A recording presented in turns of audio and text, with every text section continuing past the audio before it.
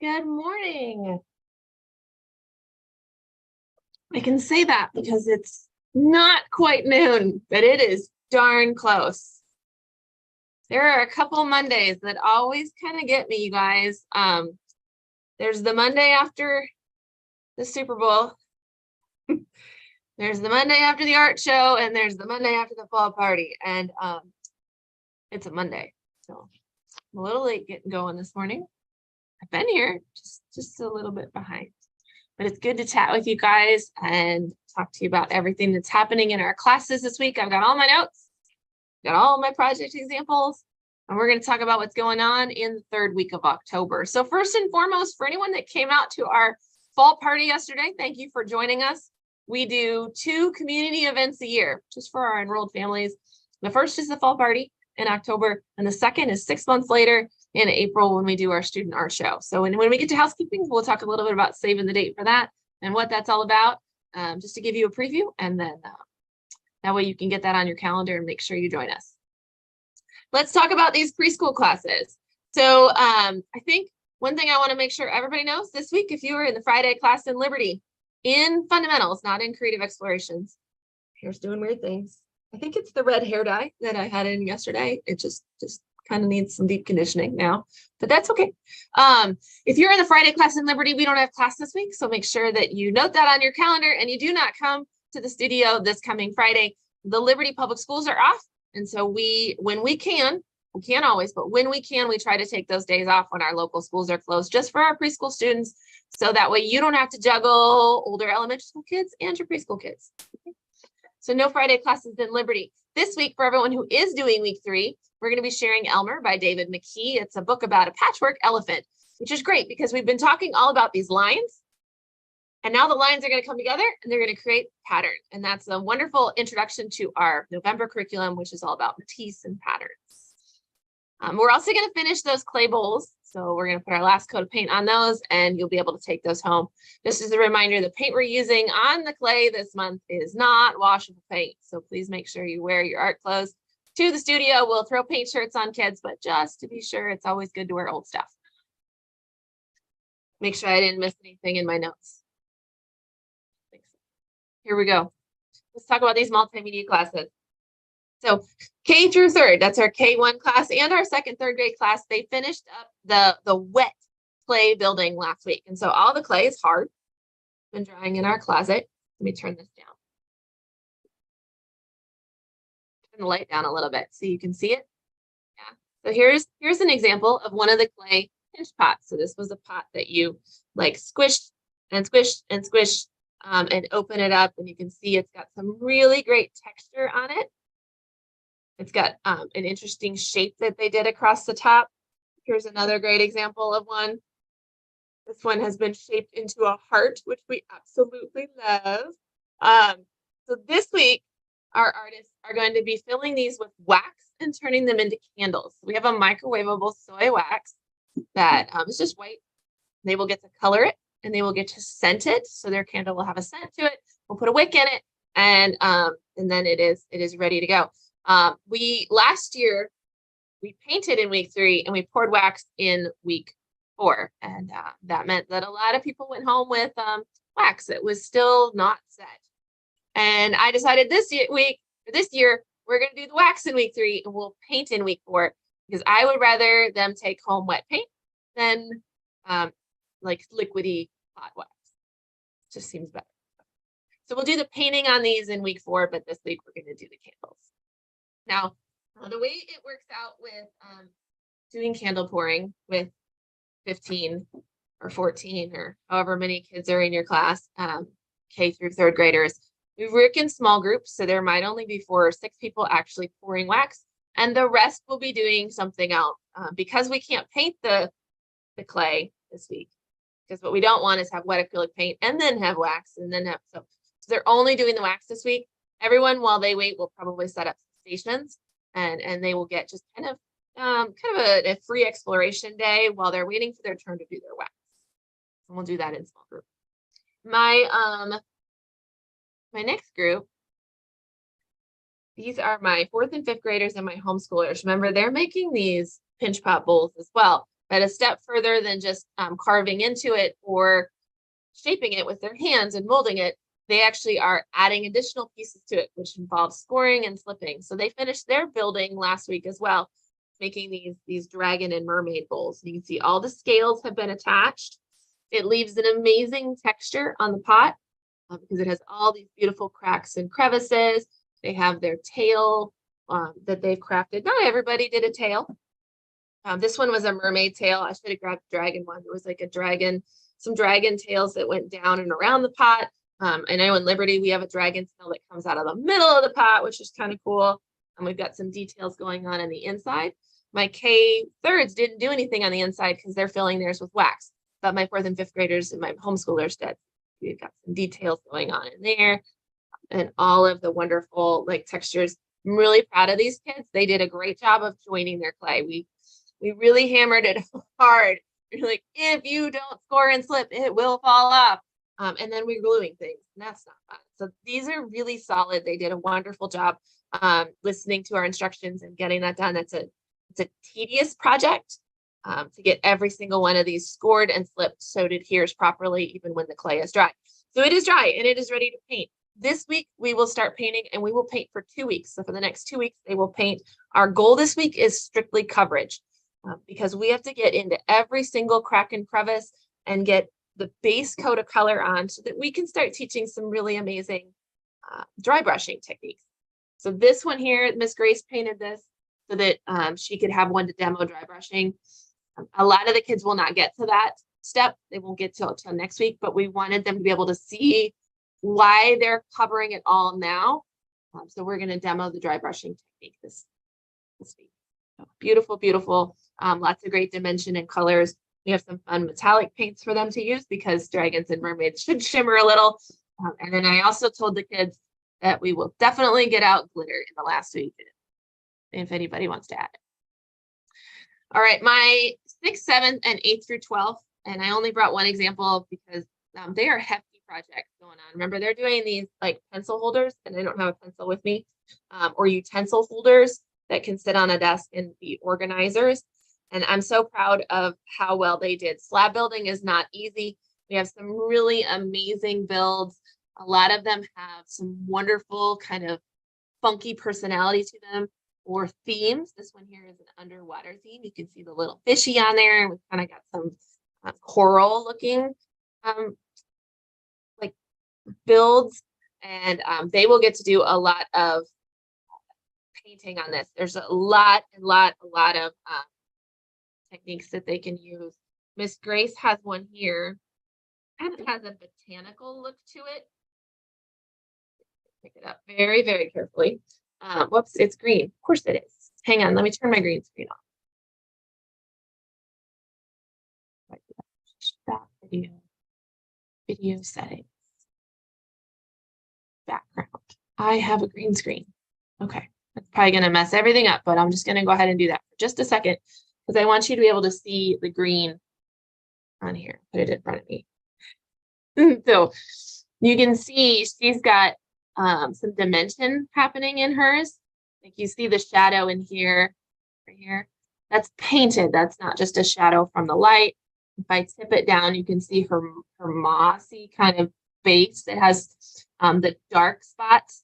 So the dark is the low-lying areas that she painted, and then she dry brushed over the brighter colors. And so for both our dragons and for our pencil holders, they will be doing their darkest color first so that we can dry brush the lighter color and really make everything pop. Because what we want is all that wonderful three-dimensional texture to show up and not just get lost. And paint can help us do that. Give me a second. I'm going to turn my green screen back.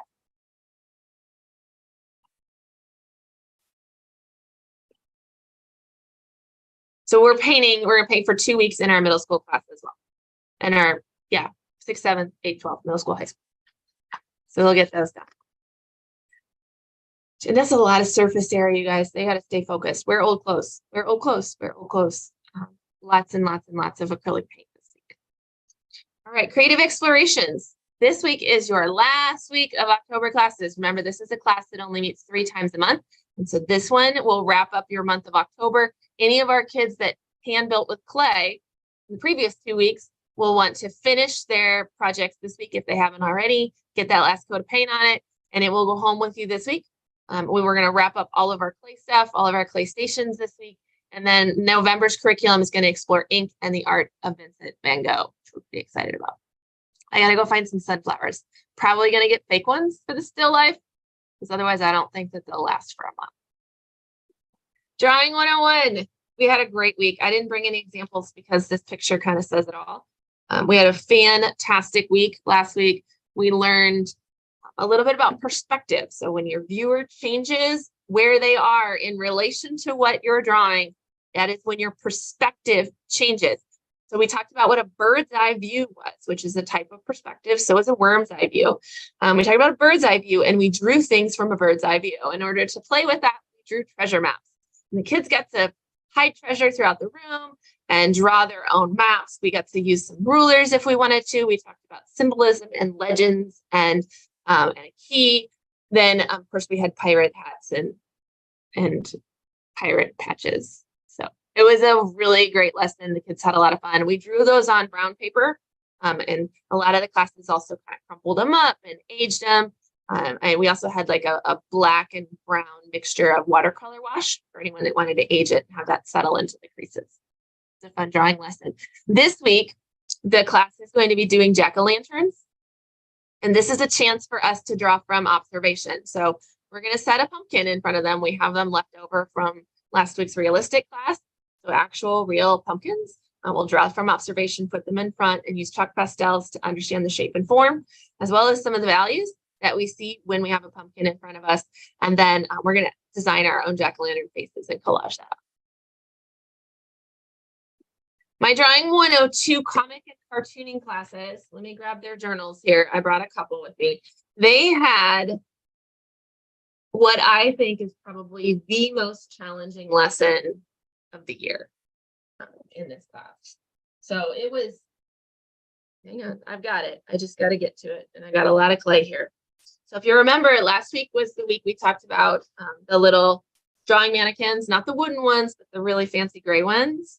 And we talked about not only what their mobility is, because it's just kind of next level from the typical drawing mannequins, and what the options were, but how, again, similar to our 101s, how perspective can change the feeling of an illustration. And so taking your viewer's eyes and moving them, because that's the power of an artist. We decide where our viewer is in relation to the subject. So Miss Grace had taken a bunch of pictures, get one for an example, right, of the guys in their poses. And that was helpful, because drawing from a 3D mannequin to a 2D paper is harder than drawing from a 2D paper to a 2D paper. So we already had these pre-prepped for them. And then their job was to create their characters in this kind of pose. So they did a really great job. This gal here, the perspective is that we are above her, and this foot is the closest thing to us, and so it should be the biggest thing, right? Because it's coming kind of towards us, and that's really hard. Whereas like she is falling back, and her hair is, and her head is smaller because it is away from us, and it's a rule of perspective. When things move further away from us, they appear smaller.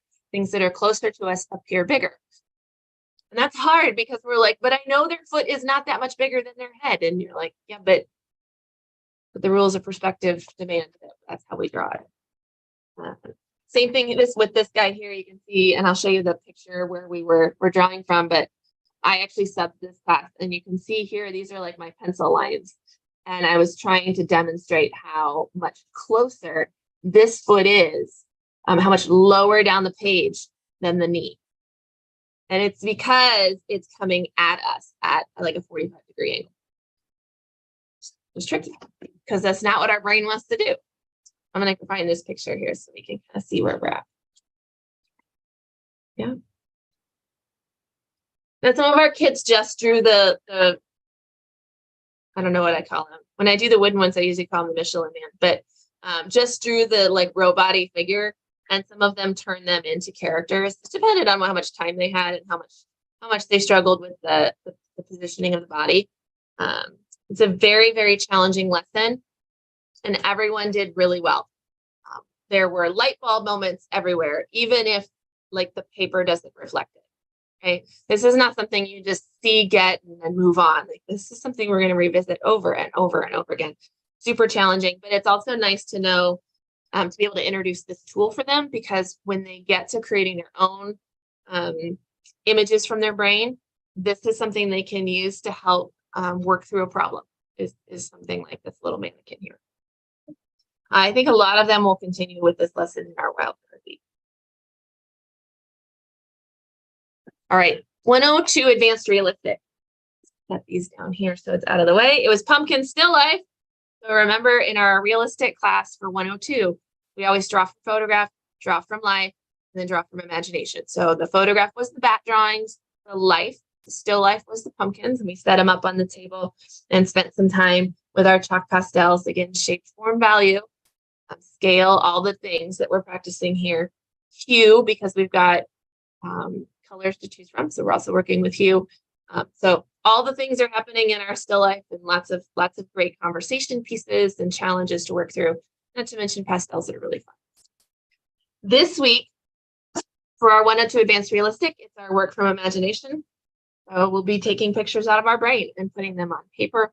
We're going to be drawing haunted houses, with the stipulation that they have to follow the rules of perspective. And so 1 point or 2 point perspective, we have worksheets and handouts to help refresh the memories of our kids who maybe like haven't seen this lesson since last year in May when we did it. Was it May? It was May. Yeah. Last year we do a perspective lesson, a really hard core perspective lesson twice a year. It's October and May. The rest of the time, the rules are always present and we want to follow them, but it isn't strictly about that. So some of them haven't seen the like handouts, and like, here's your vanishing point, here's your horizon, which lines go to the vanishing point, which lines are, parallel to the edge of the page, that kind of stuff. So some of them haven't seen it for a while. We've got the handouts for a refresher. Anyone who is new to 102 will definitely spend a lot of time working with them. Just like what we said for the figures, this isn't a lesson that you just see once and you're like, got it, no need to see it again. This is something that they will tackle and work through and get better at incrementally as they get older. So we always want to introduce it, give them a chance to play with it, and then just kind of move on. We're a very spiraling curriculum here.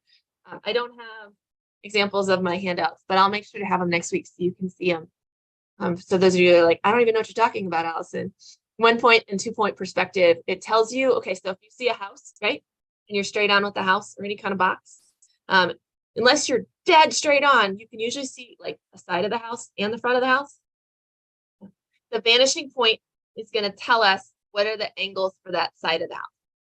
If everything is 90 degrees looking straight on in the front, everything on the side has an angle, even though we all know that it's still a 90-degree angle even over there, but it doesn't appear to it when we draw it.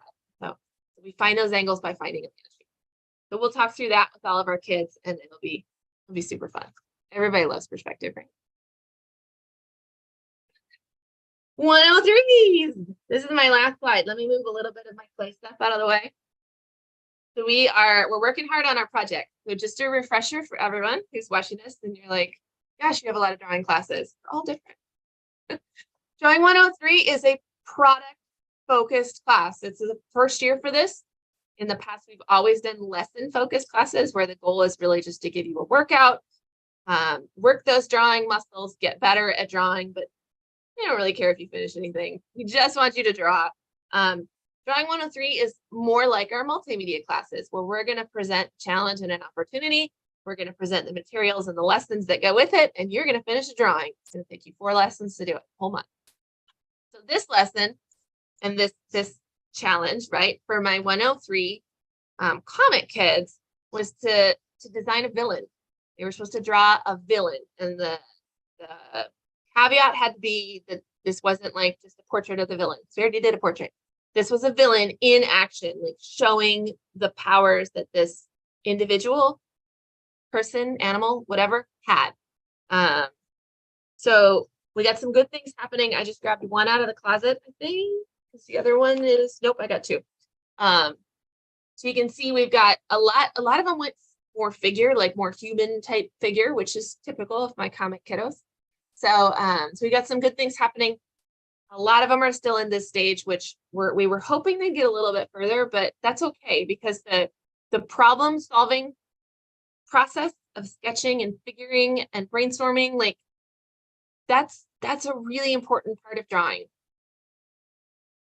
This isn't the type of studio where you come in and we all follow along when Miss Allison draws and you just draw what I draw. Because although that's great, that really just teaches you to follow like instructions. It's important to know how to follow instructions in life. But in art, I want you to problem solve. I want you to brainstorm. I want to see your ideas. And so they're still working through these. They're figuring like, how does my figure look? How does my background look? All the things, right? So we have a lot of pencil sketching. We would really, really like that they get their inking started in this third week. Like we've moved on to inking. Here's an example of somebody who does. They are a little bit further in their inking. Is what we want. And then we solve the back, right? So, and you can see this is the mannequin pose that went with that one. So this artist, with our 103s, we did give them the mannequins and we didn't predetermine the poses for them. We let them move them around and problem solve and figure that. And then they took their pictures and they did their drawing. So super excited for that. The 103s still have a mini lesson. A lot of their classes are still like strictly work time because they need all 90 minutes of their work time. But we still do a little bit of a lesson. Most of it's going to be review for them. So if you see the picture up here, this is last week's class in 103 comic, and they had a quick mini lesson in fabric draping because, you know, how clothing and fabric lay on the body is important. So just a quick lesson, just a review. And my 103 Advanced Realistic, also kind of a Halloween-y theme. So we moved on to fantasy creatures for them. So not necessarily villains, but mythological or fantasy creatures. We wanted them to draw it in a very realistic way. They're learning about colored pencils, layering, blending, burnishing, all that fun stuff, which for some of them is the first time they've done that. You might have to turn off the green screen for this one. A lot of them have designed their own creatures, but some of them have looked up pictures as well, especially if it's a known like mythological creature. And one of the challenges for this was to make it art and not just like an encyclopedia reference of a mermaid, right? Like, how do you make it art? What's going on? What's the feeling of the picture? What's the story behind it? What are the emotions behind it? You know, that kind of thing. So still have to solve the background. Here's one that's I think solved the background, but not the other. I think this is my kid. But you can see she has started to layer some of her colors. If I can get it to focus in her background. And there's still a lot of white paper showing. So colored pencils work kind of similar to like chalk pastels or even watercolors, that you build up layers of color, especially when you're mixing them. Like, so if you're going to do gradients, you're going to do a lot of color mixing. You want to take those colors up slowly because the paper can only take so much. So if you go really hard with your one color, and then you're like, oh, I want to add in a shadow here. There's a limit. And so if you've already like filled the bucket, then you can't put any more on top because it just can't take any more. It's not like acrylic paint where you can just keep putting it on until you're like happy with it. Watercolors are the same way. You can only take so much onto it. Chalk pastels, even to some degree, your graphite pencils. So if anybody's an artist out there and you've ever done a graphite drawing, just regular pencil is graphite. And you want to get darker and darker and darker. I mean, there just comes a point where everything is burnished and you can't with the exception of taking a knife and carving into it, there's nothing more you can do. So we're slowly learning to build up layers of colored pencil. When we get them all the way done, you should be able to burnish them together and they should look almost shiny and glossy like a painting. All right, couple housekeeping notes for everybody. Just a reminder, there are no preschool classes on Friday in Liberty. Liberty Public Schools are off. Also, thanks to everyone who came for the fall party. And our next community event is the Student Art Show. And that is coming up on April 21st. We'll give more details about the time and place and all that fun stuff as we get closer to time. I do have most of it figured out, but I'm not announcing everything quite yet. It is in the afternoon. So generally speaking, afternoon and evening, it's an open house style event. So you come and you visit the art, and then you don't have to stay the whole time. There's not So super casual. Everybody's invited. We do have we have art from every student if they want to. So it's never required that a student enter anything to the show. I've had some parents ask. It's not required. You don't have to enter anything. The only classes that work on showpieces during class is my drawing classes. So drawing 101 and drawing 102, because those are exercise, like drill centered classes, they do take their entire month of March to work on art show. And we let them do whatever they want. And we support them and we talk through it, and we brainstorm and we help, but it's all designed by them. Everybody else, and even the drawing kids too, like they can enter anything. So multimedia artists can enter anything from any of the multimedia classes in the last year. They can enter something from their school art show in the last year. They can enter something they made at home. All we ask is that it's recent, sometime in the last year that they've created. They will fill out a gallery tag. So it'll have their name and the date and the mediums they use. It'll have the dimensions. It'll have their artist statement, which we practice in our multimedia classes of writing artist statements, because when art show comes around, we want them to know how to do it. So we do all of that stuff, and we'll help them with that. But there isn't necessarily for the multimedia kids like class time to do like specifically something for the art show, because they make something every month, and I don't know which one they want to bring in. So whatever they want is fine. Whatever they're most proud of, whatever they want to show off. We do 2D, we do 3D, and we'll put one piece up from each artist. We did get some feedback last year about the prize categories, and because we do give awards for second and third place. So this year we're going to ask when they submit it on which category they're going into. Are you drawing, painting? So we'll have categories for every artist to enter. So that way we get it right. In the past, we've done it like, if you're in drawing classes, you go with drawing. Promise, I had some drawing kids make paintings. It was like, and then that got confusing, or I had some multimedia work, and so then it got judged next to mixed media because it was mixed media. It was confusing. We won't have that problem this year. We'll also do a better job of publishing the winners. That was some feedback we've got. We get better every year, you guys. So we'll publish the winners, and I really I have high hopes for this year. Last year was the first year we did offsite. It'll be offsite again. It will not be at the art studio. So look for that. I want to do a program this year that has all the kids' names in it. I wanted to do it last year too, but I didn't get it out to you guys to proofread it in enough time. So now I don't want the sole responsibility of making sure I have everybody's names in there, right? So look for that sometime in the early part of March, where we'll get the kids in the program and all that stuff. I'm excited, you guys. I think it'll be great. Just save the date for that. It's a super fun event. The one thing that we might do differently from last year, and I'll keep you posted. We did it last year at, those of you who don't know, we did it at Chicken and Pickle, and it was, I think, from 4 to 6, if I'm remembering correctly. And we had a mad rush of people at 4 o'clock. And then it kind of died down, and everyone hung around, which was great. But everyone wanted to see the art right at 4, and that was the problem, because only so many people, enough people fit on the rooftop, but they didn't fit around the art. And so it was a little clustered. So we may do tickets for everybody's invited, and that's awesome. But to come and actually see the art, we may do timed tickets just to kind of spread out some of the pain points. We also had some parking issues. And so I will do a better job of communicating where not to park in North Kansas City. Okay, Last thing for our housekeeping notes is the holiday gift workshops.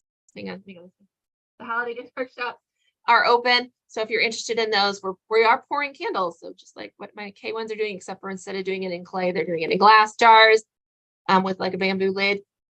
So we're gonna pour candles. That's one of the workshops. The other one is a wood block print on I keep saying a canvas tote, but it's not. It's more like a cotton or a muslin tote bag. And then we have the ornament workshop, which is a polymer. If you're interested in those are coming up. Very, very limited space in those, guys. So you were like, I really wanted to do Halloween, but I waited too long. Don't wait too long on Christmas stuff. That's all I got. I hope everybody has a wonderful rest of your third week of October. I can't believe how fast this whole month is going by. Hope to see you guys in the studio this week.